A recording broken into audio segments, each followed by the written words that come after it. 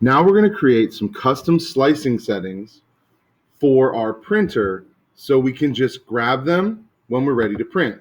So find slicing settings, click launch, and you're going to click new slicer profile. And you want to click the profile printer. You would only have one that you did, as well as the material. And you're going to click add slicer settings. Now you can give it a name. So I might call this, prints 0.2. Because the layer height we're going to go with is 0.2. This will print very quick, but also still look very good.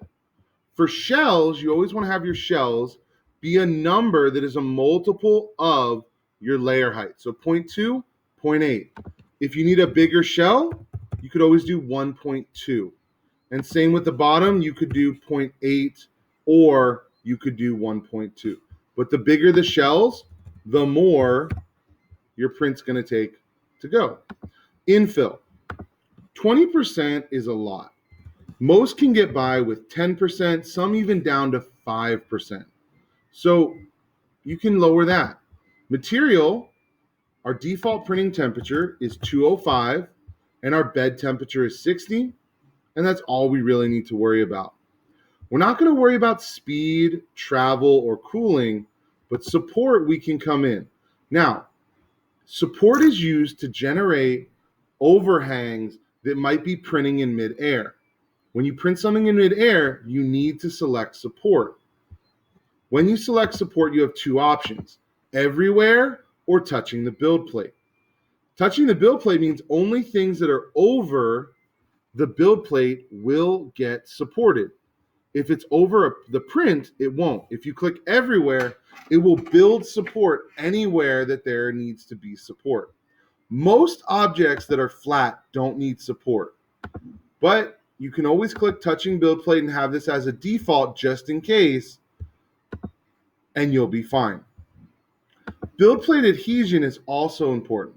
Now, we really don't need any build plate adhesion unless you have very, very tiny contact points on the build plate, such as maybe like feet of an animal, if that's it, or a small little piece. Then you might add a skirt or a brim. A skirt just kind of does a layer around the edge. A brim actually has a slight attachment, and a raft actually floats the print on top. Most prints, you're going to be okay with nothing. And you don't need anything else. So some minor little tweaks, save.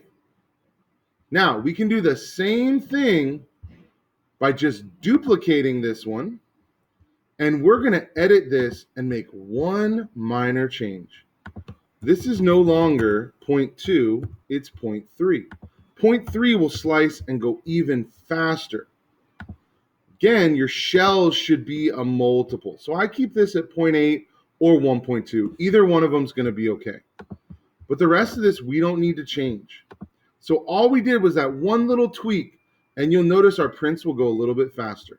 So that's creating slicing settings in AstroPrint.